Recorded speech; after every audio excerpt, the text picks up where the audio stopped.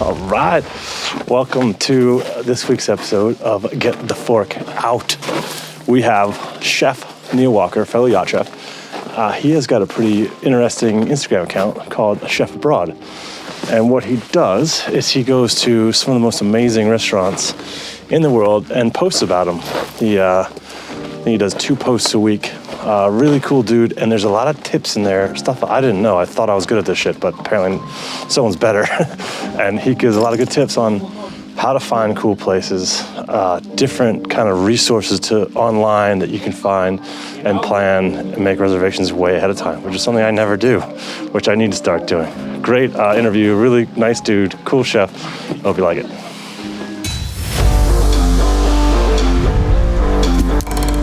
Get the fork out.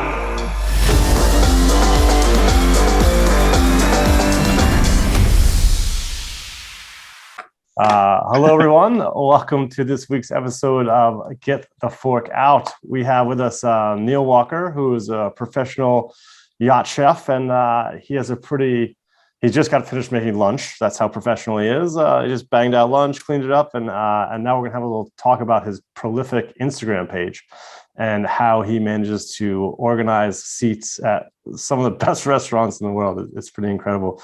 Welcome, Neil Walker. How you doing, man? Yeah, good. Thanks for inviting me. How's Stockholm? Of course. Stockholm was very cold. I did an ice plunge today. Yeah. Oh wow, that's hardcore. Okay. Yeah, it was easier than I thought. I'm kind of spending time with my Viking friend, and she encouraged it. And it was quite fun. Where are you? Like what part of the sunny Caribbean at 12 noon? It's 6-hour time difference. We're in Antigua. We're sort of doing a quarantine circuit breaker attempt in Antigua at the moment to try and shake off a bit of COVID that's been happening. Everyone's fine, but we're just trying to sort of be in a position where we can move the boat. So yeah, we're just doing that at the moment, and then probably heading to the States towards the end of the season, and then back over to the Med for hopefully a busy charter season. There will be. Yeah, I think everyone's kind of over the COVID restrictions at this point, especially, Omicron ripped through our boat too, all at once, right starting before New Year's, and then no one got sick. It was just kind of a chest tickle. So who knows, man? Yeah. But yeah. Yeah. What, fingers crossed. Fingers crossed. It'll all work out. And then, what did you get? I don't know. When did you start cooking? What inspired you to start, picking up a knife in the saute pan? You want the Neil Walker origin story? Yes. Grew up on a military base in Borneo. My parents were assassins, that sort of thing. Wow. No, I'm kidding. I kind of fell into yachting about 15 years ago, having been cooking since I left school. Starting out as a line cook in some pretty shitty sort of American theme restaurants, pubs in my local area. Then started doing ski seasons, did about 11 ski seasons. Wow. Realized that it's a good profession to have, to be able to travel. So I love traveling. So I went to Australia, went to Canada, Austria, France, worked all around there. And then worked with a guy who was doing sort of winter in the mountains and then summer on a yacht in Antibes. And he suggested that I go down. And the rest is history, really. It's been sort of 15 years now in the industry. A bitter old yacht chef, Yeah, you don't sound that bitter, and all these places that you mentioned really fit into your assassin origin story. And do you have much contact with Borneo anymore, or it's actually called Kalimantan? I was kidding. I was a joke. I know. Bad joke. No, it was a good one. So 15 years in the yachting industry.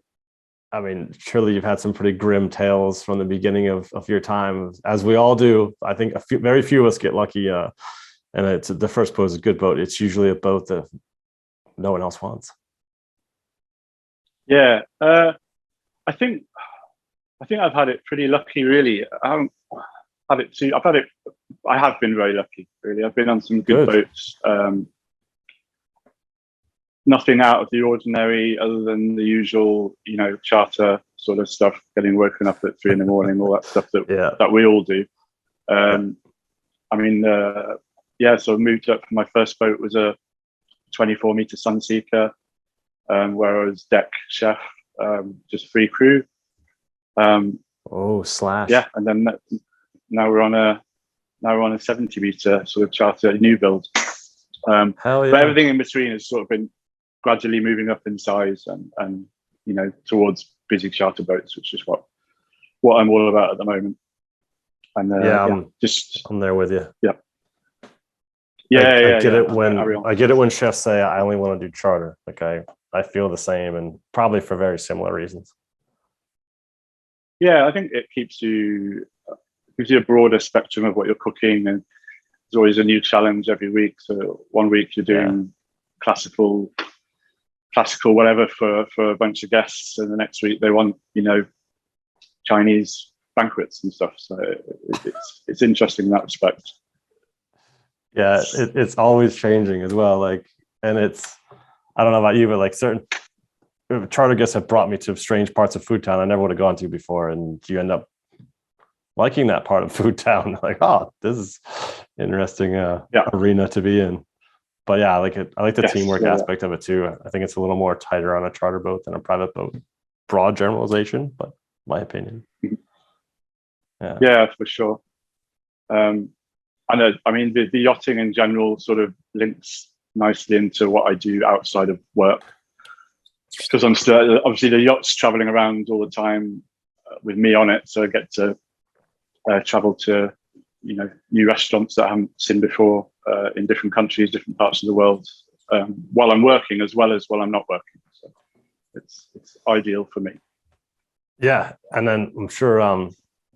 I mean, let's dive into it right now. I mean, you have a pretty epic Instagram page, and it's just like you accessing these amazing Michelin star restaurants and taking photos. It's a really cool page. I mean, to go check it out and be able to see these places, it's pretty awesome. How did that idea like come to fruition? Were you like, how did that start? How the idea of it? And I mean, I'm sure as a chef, you were eating out at Michelin star restaurants anyway, and then you're like, well, I might as well record it for people. Or how did it come down to it?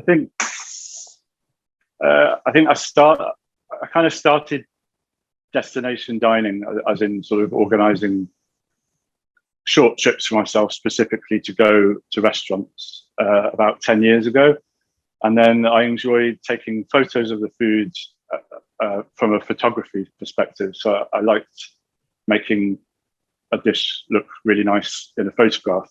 And then obviously Instagram is a great forum, a great platform to be able to store all that stuff. And then, I started doing my own little kind of thoughts. I won't call them reviews, but just what I thought about the restaurants that I go to on both Instagram and Facebook. I think it sort of slowly grew and grew and grew to where it's at now. It's just,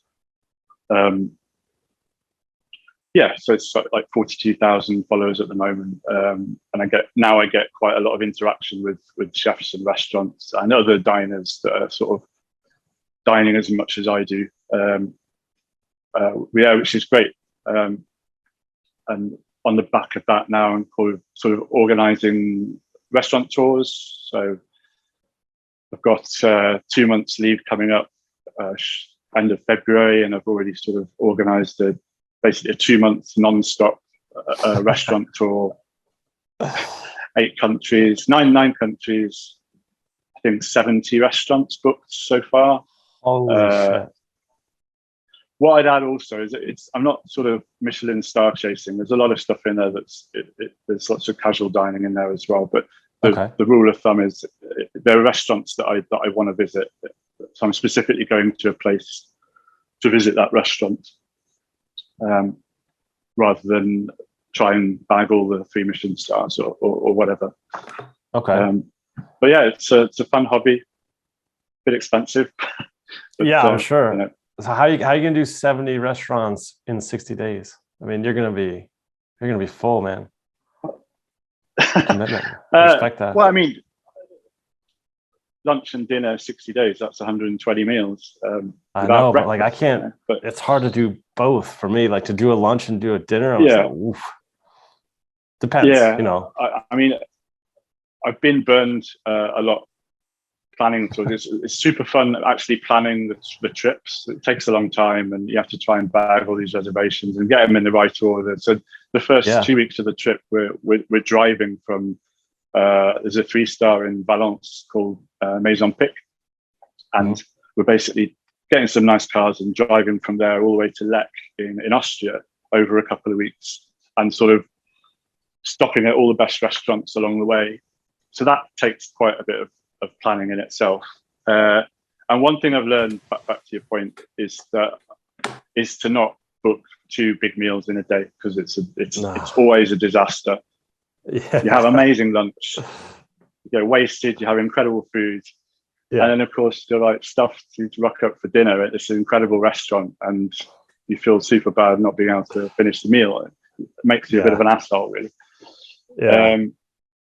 So now, I try and keep it to, if it's a big important restaurant that we're going to, like a super hard to book 3-star that we've wanted to go to for a while, then it probably won't have lunch at all. Or if we do, then it'll be like a casual place. You know, super basic. Just a super light lunch. Yeah. That timeline is pretty interesting. I think like I have a bunch of questions for you, but one of them relates to, I mean, getting the reservations all in a row has got to be tricky. And I think other chefs, I think people into fine dining or just food in general want to know what resources that you lean on, not just Michelin Guide, because that's the basis of that guide, is like the restaurants that are good enough to travel to. 3-star being it's worth a trip on its own, rather than, you know, we do it on the way. So other than that, what else do you use? San Pellegrino, I'm sure. And then I mean, to pick the restaurants, there's lots of resources now, as you know. So Michelin's a good benchmark as a guide. They're pretty reliable because the judges, the inspectors on Michelin are unique in one respect, that they're completely impartial. They've got no skin in the game when they're inspecting the restaurants, you know. Whereas, say, World's 50 Best, these big restaurants have PR budgets. They have PR managers inviting World's 50 Best taste hunters to their restaurants. They'll fly them out to the restaurant, show them a good time. Really? Yeah. I'm not every restaurant, but so there's restaurants that are definitely gunning for the number one spot, and there's ways of increasing your chances. Yeah. So when you look at the World's 50 Best, when you look at the 50 Best list, you sort of take that into consideration. But I mean, also it is also basically you're not going to have a bad meal in a restaurant that's on that list, unless you're super picky and you go to Mirza after having been like a few times and it's changed for the worse. But generally, I mean, if anyone goes to any of those restaurants, they're going to have a good time. There's like other resources. OAD is a website and guide called Opinionated About Dining, and that's I review restaurants for them, and their list of top 100 recommended restaurants is based on people like me visiting the restaurants and scoring them out of 10, essentially.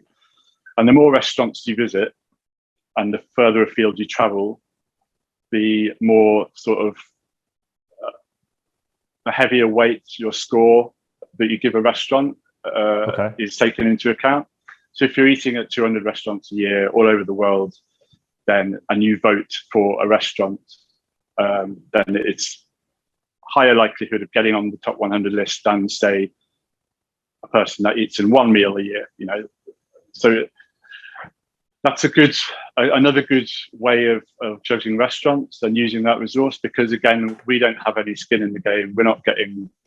We're completely impartial. We're paying for all our meals, so it's not like, hey, I'm going to vote for your restaurant if you give me a free meal, which is sometimes the case. You get these idiots on TripAdvisor, like phoning up restaurants and say, "Hey, I've got this amount of followers on Instagram. Or, I'll give you a really good review on TripAdvisor if you give me some free drinks or stuff like that." Yeah, I've digressed quite a lot there, but I think no. Please, that was super interesting. Like, I've never heard of. I'll admit to my ignorance. I've never heard of opinionated about dining, and now I'm going to look into that because that's fantastic. Because it's community based. It's legitimate. Like, it's somewhat. It's not anonymous, but it's impartial. Where Michelin's going to go hardcore French all the time. San Pellegrino's going to go Italian. Like, there's certain biases built into those two systems. Where I feel like opinionated about dining maybe has less or at least different ones, so that between all three and whatever else that you may clue us into, that you can get a good idea of like what actually is shit hot right now this year and what has recently been reviewed really well.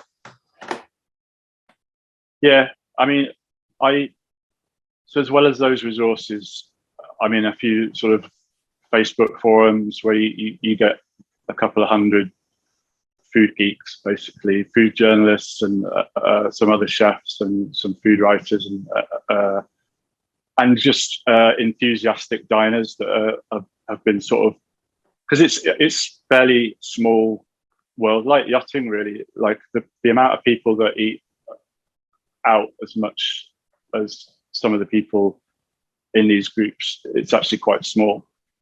Yeah. So those groups, we chat about restaurants, we chat about new openings. So I sort of get intel from those groups and those people. Also following like restaurant critics, I'll keep an eye on where they're eating, because they're usually the first people to get heads up of what good restaurants are opening, or chefs are moving around and stuff like that.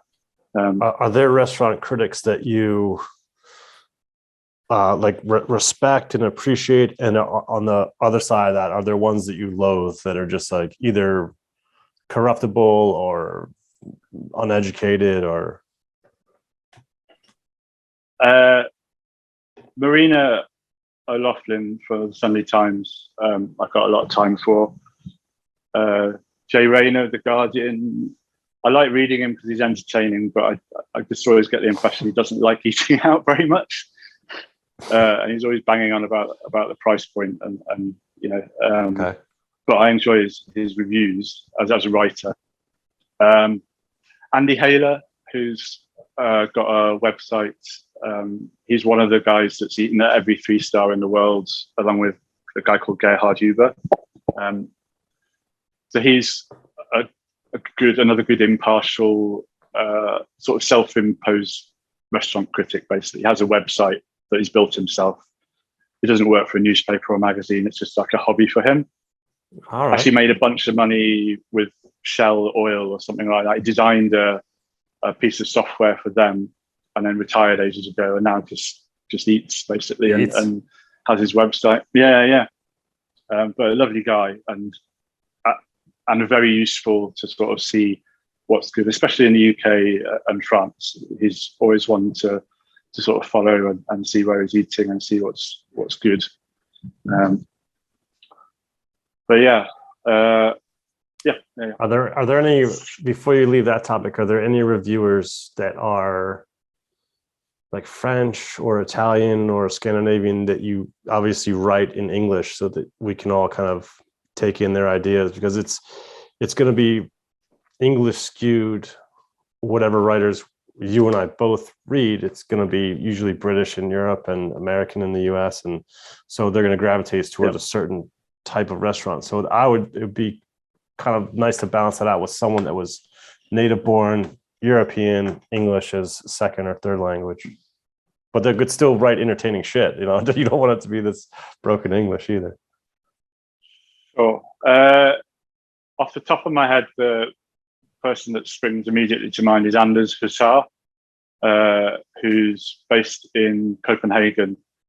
So he writes a lot about, has a website called, I think it's just andershussar.com. But he covers all of Scandinavia, basically. So he has a really good site with,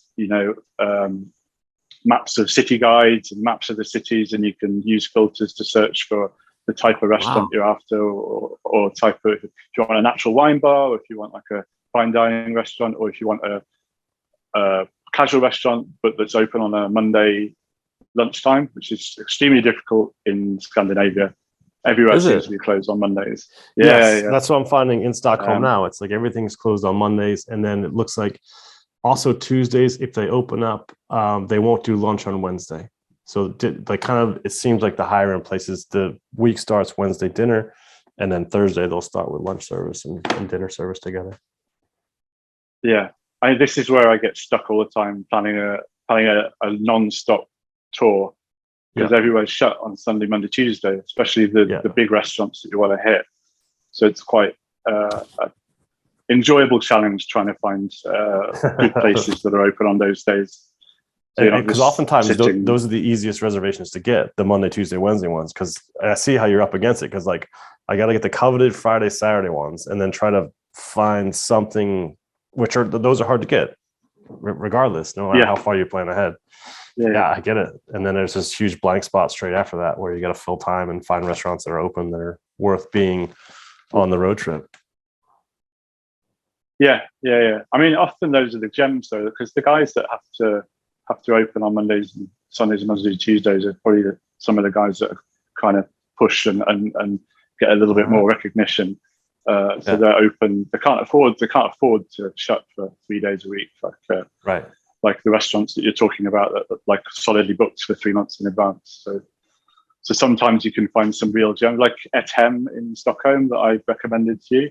I'm pretty sure that's open on a Monday. And we found that on our last trip to Stockholm because we were like desperately looking for somewhere open on a Monday. And it is that way.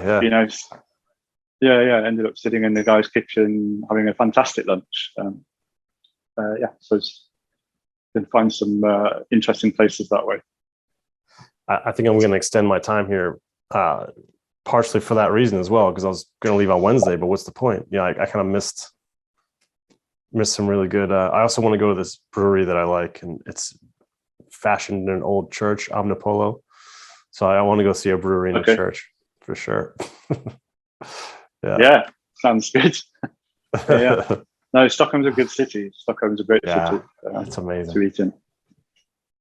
Yeah, all of Scandinavia as well. I just find the food is such a high level. It reminds me of being in Barcelona, where bad food doesn't fly here. It just doesn't exist. Like you can really kind of sniff out a good food quite easily. Even in the kind of college parts of town, it's still fun. It's still, it's just high level. I really enjoy it. Yeah. I mean, Spain as a whole, I think Spain's probably my favorite country to eat in. Spain or Japan. Yeah, they just have I think have a different food culture in Spain, which has brought about this incredible food scene across the whole country. You can't get a bad meal anywhere really in Spain, and that's right from especially casual, like local places, all the way up to your fine dining. And then you have the sort of El Bulli effect with all these young chefs now that are doing this sort of avant-garde multi-course tasting menus of just mind-blowing shit that you won't find really in France or Italy.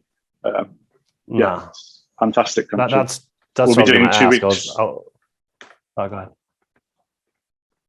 No, I was just saying, like part of the tour that I've got coming up, we're doing 2 weeks in Spain also. Hell yeah. I want to travel more around Spain. So far, I've just been to Tarragona, Girona, and Barcelona, and eaten quite prolifically in each one of those places. But I want to do like a motorcycle tour around Spain and just really, I want to go to San Sebastian for the food festival, or not, or just go to San Sebastian because it sounds amazing and breathtaking. Yeah. But what I was going to ask you, but you mentioned the El Bulli effect. Like I do think those two gentlemen, and I met Albert twice by accident. They've changed the world of food. And I think they're going to be in culinary textbooks from now on about people being proud of where they're from rather than opening up a French cafe or a Italian trattoria. It's just like, just cook what's from there, be proud of it, and do it to a really high level. Yeah, for sure. Those guys and Red Zeppi, of course. Was a protege hugely influential. Yeah. True. Yeah. So yeah, I mean, how did this? Because like I really appreciate that you've started the Instagram, because it's such a good idea. I wish I had it. I've also eaten at probably not nearly as many as you, but it'd be nice to have a record of all these dishes, all these plates, and just a timeline of your food experience. And as that goes forward too, you might see that food changing a lot and gathering speed in a different direction. I don't know. Yeah, for sure. It's interesting going back to restaurants that you visited years and years ago and watching them sort of evolve, like from Noma one, like 10 years ago when I first went, all the way to what it is now. Alchemist, when Rasmus was just like a 8-10 seat little counter, and now he's got this enormous what I think will be number one on San Pellegrino in the next couple of years for sure. Yeah, it's exciting watching those chefs sort of evolve in their style, and when they're also given a bigger sort of canvas to paint their ideas on. Frantzen as well is another one. Frantzen was just a tiny little restaurant in the old part of Stockholm, and now with some backing, he's got this enormous, luxurious 3-story, 5, 6, 7 hour dining experience. Amazing. Yeah, it is really good. What because I've been to Noma as well. Like, why don't you? I mean, you're probably not as intimate with it as someone that has worked there, but like, what have you seen change in Renee's food and Noma from when they were number one and then kind of dipped down, and they've only just recently gotten 3 stars, which is a little bit of a joke because I ate there 10 years ago and definitely could have been 3 stars back then. I'm not sure what Michelin thought they were missing, but yeah, Noma's a funny one. I think the general consensus among the food geekery that I've chat about this stuff with is like you said, they've been worthy of 3 stars for a long time, but I'm happy that they've finally got there and the number one spot as well. But in terms of evolution, I think because I mean the service is incredible, obviously. In terms of the food, I think it's still based around locality and foraging, using what's around you, or what's around the restaurant, or what's in the region. I think the main thing that he's changed is now doing the seasonal menus. So it's even more seasonal in terms of it's just a seafood season, just a vegetarian season, or just like a forest and game season. Yeah. So he's sort of honing it more into sort of hyper seasonality of ingredients and not trying to work with ingredients that aren't necessarily at their peak at that time of the year. Which again, that influences a bunch of restaurants that do the same sort of thing. It'd be interesting to see what Noma does next. Let me interrupt you for a bit because I want to just tell you or tell whoever's watching, like, one of the most impressive things that I thought about Noma was that they're far north. They're dealing with a long winter, maybe 6 months of winter. So went there with a bunch of chefs, and we got a tour of the kind of laboratory, which I'm sure has changed by now. And just briefly to give kind of insight, and you touched on it, the head chef, I can't remember his name. It wasn't Renee. I was like, what do you do in winter? He's like, well, we got about €500,000 worth of stuff in the freezer and €500,000 worth of stuff in the dry stores to get us through. And that's what you touched on, where now they're just focusing on like maybe a better way to get through winter without having these kind of products that were picked in the summer at peak freshness, but now they're dried or pickled or fermented, and they're getting through it in a different way. Yeah, for sure. One of the coolest things we had there was like, and there was a bunch of chefs at the table, it was like 12 of us. And just the simplicity of this dish was amazing. It was just a kind of mason jar full of ice and then a prawn about that big that was flipping around, and you had to grab it and eat it, dip it in a brown butter creme fraiche. And that was it. It's awesome. It was the experience of sharing that together, of that awkwardness, of the uncomfortableness of like, oh, all right. Yeah, it was really fun. Yeah. It's a great restaurant. Do you have a favorite? Does it change? Trying to pick your favorite kid. I guess. Great analogy. I get asked a lot what your favorite restaurant is. I mean, there's different types of restaurants. And you have different experiences at these restaurants.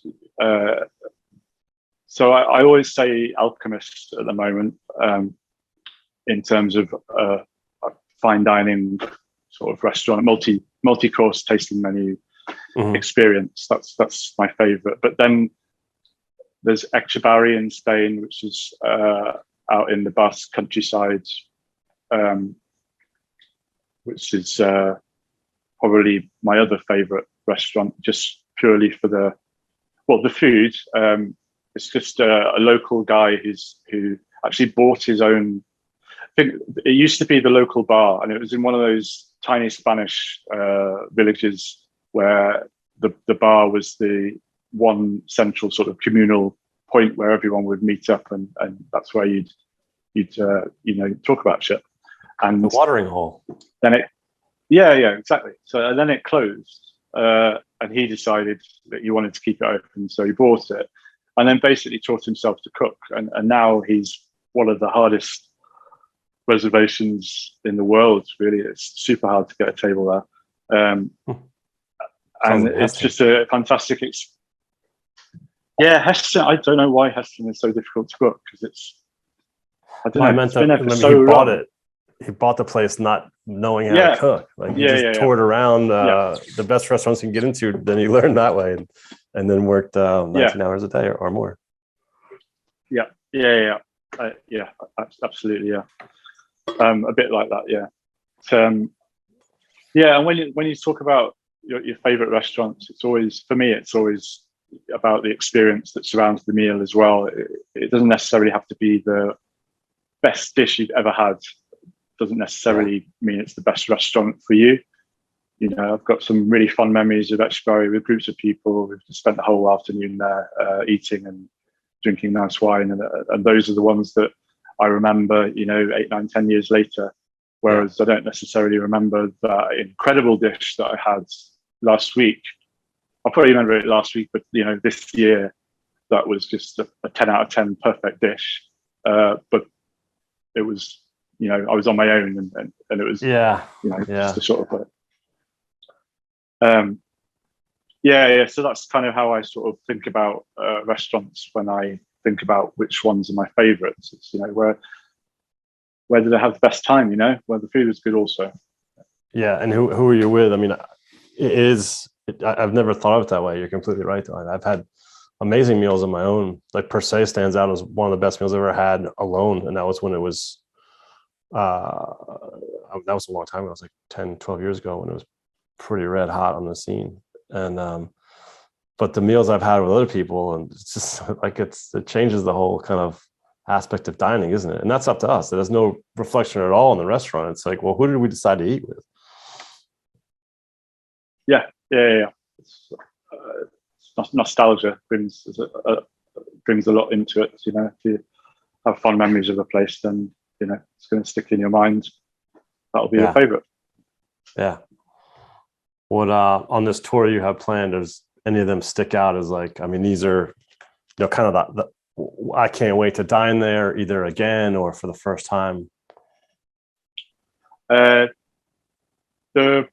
The Alpine stuff. So the first 2 weeks along the Alps, I've been to most of the places there, but not for a long time. So I'm looking forward to going back. And not the main thing, but one of the things about that is I mentioned I did a bunch of ski seasons. So I love the mountains. I love being in the mountains and driving around, be like a couple of hours drive every day from the last restaurant to the next restaurant, driving through ski resorts and stuff. I love that. So that's that'll be great. And then in Spain, a lot of the places in Spain I haven't been to before. So we're going to Andalusia, which is a region I haven't really explored. Found a bunch of restaurants that other people that I know have been to and are sort of starting to shout about. So we booked those.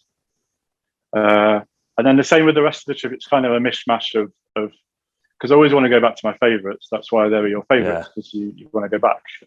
But then I do try actively to seek out places that haven't been to before and try them out.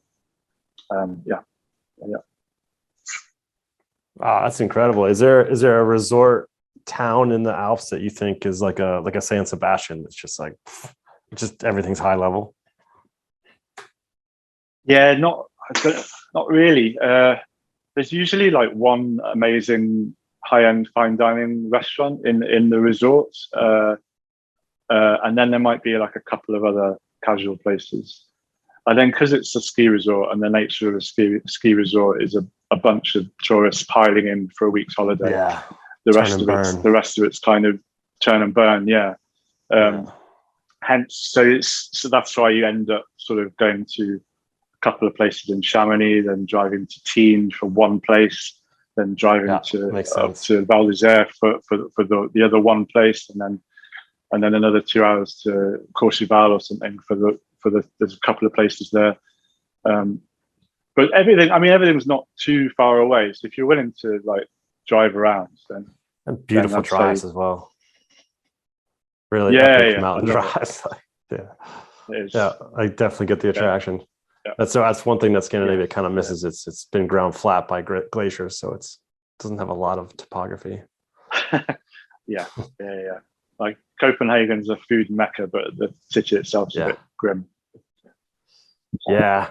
I want to get back. I feel so close. I feel a bit guilty, but I do have to kind of make my way to California. So I'm not sure how long I'll be in Scandinavia for, but I'm loving it. It's awesome. Like that ice plunge today was bullshit. That was a lot of fun. A lot of positive endorphins got released during that those few moments. Wow. Yeah. That's good. Yeah, I highly recommend it. Well, I'll try to do it up north as well when the ice will be like that thick. There's a few of us doing it.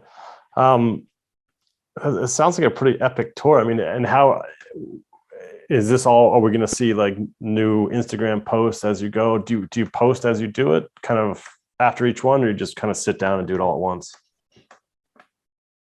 No, I post as I'm going around. So I'll have lunch and then go sit in a bar or in a hotel room and post. So I do stories along the way.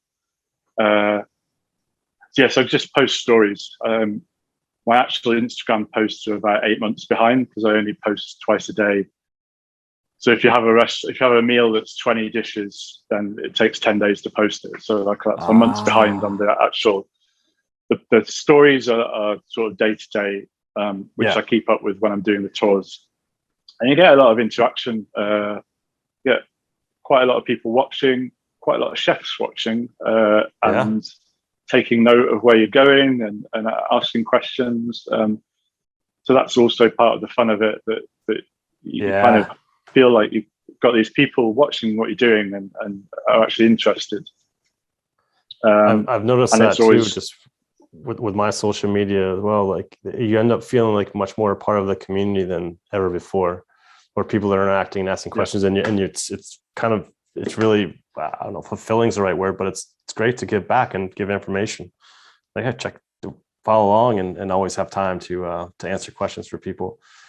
But I wanted to ask you, the 2 posts per day, is that like an algorithm trick to keep it going? Because you can't just splutter everything out all at once. It won't get the same traction, right? I haven't thought that deeply about it. I just post twice a day because it's it's kind of takes half an hour. It's just doesn't take too long. Seems like a good amount of. It's always a bit annoying if you're following someone and suddenly they fill up your whole feed with 15 posts all at the same time or something. So I think a couple a day. People know that I'm always posting every day, so they're kind of. It's not. I mean, they know that I post regularly. But no, I didn't think. I haven't really thought, what's the best way to build the account? It just sort of gradually happens, and I think now, the more followers I have, the sort of faster it grows. It's interesting. It's weird. but interesting, because it wasn't anything. I never thought, I want to like get a big Instagram account. I mean, it's not really a big Instagram account, is it? It's not, Wow, kind 200 of. million like Britney Spears or something. But I think that's another level, another universe. Yeah. yeah. What I think the 2 posts a day, honestly, it's doable. It's like responsible to yourself, to your time, and not being just wasting your days stuck on the phone. And plus, like, I think at that pace, it gives you the timing to post accurately, to have like talk about the dish, talk about what you felt about it.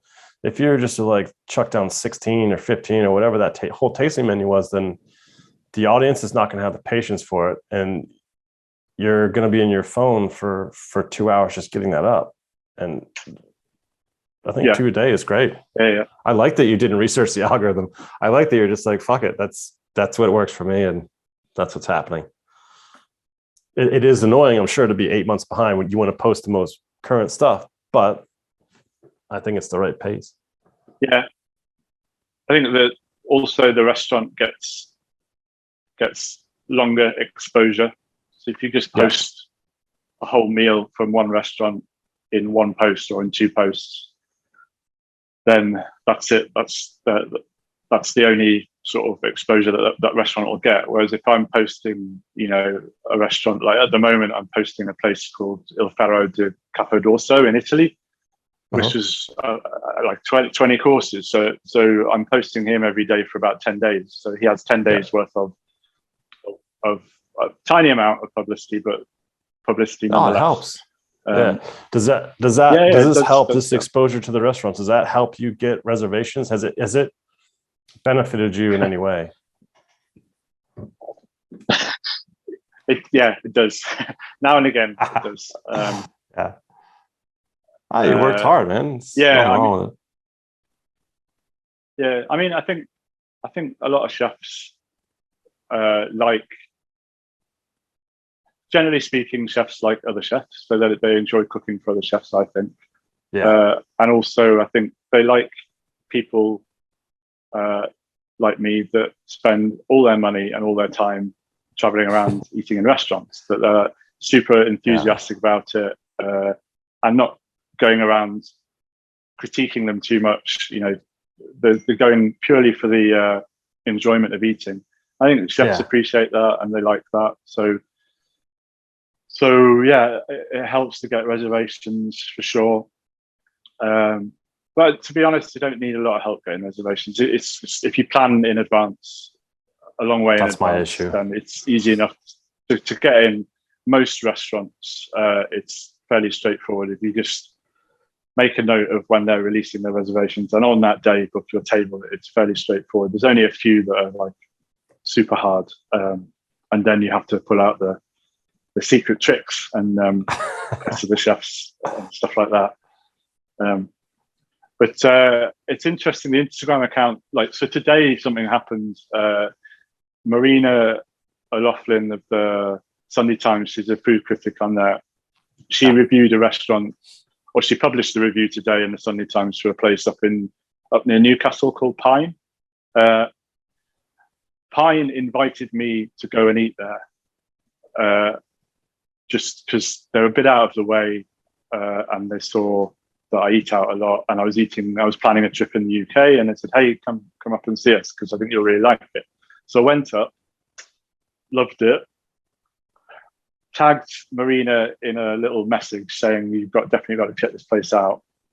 And then 2 months later, they get like the review they got today was like incredible. So I was just so pleased that kind of little circle from them getting in touch with me enjoying the meal, mentioning it to her, and then she goes to the restaurant, and then today they get this incredible review, and they'll be fully booked forever now. It'll be really hard to get a table there, but it's really,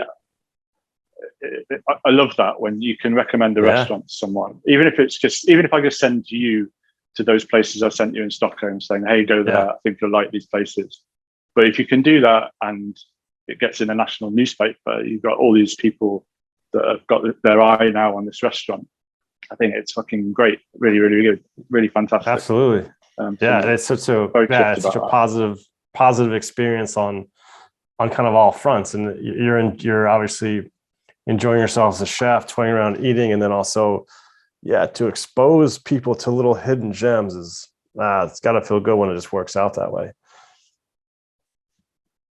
that. Yeah, for sure. You mentioned food photography and taking, like, do you, because this question pertains directly to me, so this might be a little more selfish, but like, do you bring like a certain kind of rig? Do you just use your phone? Do you ask permission? How does that conversation go ahead of time? I was giggling there because I have a lot of friends that I eat with that do take full on rigs and lighting stuff and go a bit over the top crazy. I just use my phone, so I always like keep up to date with the iPhone, and they have a great camera on the iPhone, as you know. So I just use that, and then a tiny bit of editing just in the photos up afterwards. But yeah, people that I eat with that travel around with SLR cameras and or a couple of cameras. They want the picture on the phone, and they want the picture with the camera. And then I'll eat with people that are actually interrupting the flow of the meal because they're taking professional shots with tripods and stuff, which is fine if you've arranged that already with the restaurant. If it's something that's been arranged. It's a bit annoying when I'm eating with these people and the meal takes twice as long because they're doing that. But I think there's got to be a balance of where you're respecting, the chef and the restaurant and the pace of the meal that he's intending, between how long you're taking pictures and photos. I'm pretty quick now, so I don't mess around too much. And also I learned, like, if you do sit there for ages taking 15, 20 photos of one dish to get the right shot, it takes you 10 times as long editing afterwards. So I always just take one or two quick snaps of a dish and then eat it. I hear you. Yeah, I think the phone is the way forward. Like, I'm a Google Pixel fanboy myself because it's whoever comes out first, either Samsung, Apple, like whoever is the newest phone has the best camera. And it's challenging too, because as you know, like every dining room has different lighting. I mean, Disfrutar was really bright. Les Artes the next week was dark. So, and to bring a rig, I'm a bit gun shy too, because I went to Room for Dessert in Bali like a few times. Actually, I loved it. And I remember meeting the chef, and I was like, "Hey, do you mind if I come back and do a little, like, bring a camera?" He's like, "Please no." It's like really disruptive to everyone else's dining experience. And since then, I've been really, like, I guess I'm going to use the term camera shy, but I've been kind of like, well, I don't even ask. I don't want to be that guy. Yeah, I'm the same. I think if I give myself a slap sometimes because I walk into a restaurant and I find myself looking at the lights, and then if I'm like directed to my table, sit over there. I'm eating on my own. Yeah, I haven't changed tables yet, but I do like select the chair that I'm going to sit in depending on the shadow, and I'm like, God, am I really that guy now? But it takes 5 seconds of thought. It's worth it. If you put that 5 seconds of thought into, like, but everything's better. That's not that big of a. I don't think any one of us is being that guy, but I think bringing a tripod into a dining room is a bit over the top, like, because everyone's going to look. Yeah. Like the whole dining room is going to look. Yeah. So that was I can't remember the chef's name, but he was super cool. The guy at Room for Dessert, and that was kind of like his point. Like, it's disruptive for everyone else. So as discreet as I can be, and I actually I ate at Grano in Gothenburg, and it was super good. And I had a little tiny tripod, and I just won't do that again. I was like, oh, look at, like, I was at the first seating, it was 4:00, there was no one there, but then it got full, and then anyway. There was this period of time when there was a few restaurants that were banning photography outright, like, so Ramsey did for a while, like didn't he? Adria, I think so, yeah. Adria at I forgot the name, in Barcelona, sort of 41 degrees tickets. No, it's Enigma. So Oh yeah, Enigma was I the missed restaurant. that. It's closed They now. had a thing. Yeah, they are apparently going to reopen, which is good. But they had a thing where, um, yeah, they banned photography when they first opened. Yeah. So, and everyone was like, "Well, okay, that's fair enough. If you don't want people to take photos, then they don't have to take photos." But then they realized very quickly that we're getting no publicity. All this free publicity that you get from 100 people every day taking photos of your food and posting it online. Yeah. It's valuable. It's free and it's of value. So they sort of relaxed the ban very quickly, and you could now take photos. And there's another place actually in Stockholm, Nobelhart and Schmutzig in Stockholm. They have a ban on photography, and Punk Royale also have a ban on photography. I can't get And in it there. irks me a little bit. So booked. Yeah, they're hard. I don't know how I feel about it really, because I'm like, well, I'm paying for this meal. I'm not going to be disruptive. I'm just going to take a couple of quick pictures. Yeah, yes, Yeah. I totally get it. If you're disturbing the people around you with whatever you're doing, setting up, tripods and Lighting. shit like that, then of course, then absolutely. But if you're just the guy spending $200 on a meal, then I want to be able to take a picture of what I'm eating. Yeah, for a simple fact of a memory, not even for anything else other than a memory.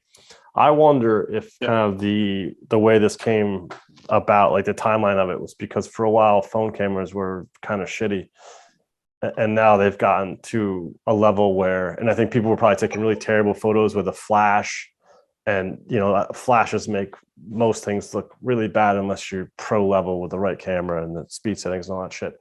So I wonder, because I see some of my old food photos from like 2000 and it was done with a flash. They're horrible. So I think even a bad camera phone would make a really amazing 3-star meal look like shit. But I think those days are over, where the phones are incredible. Like they can record.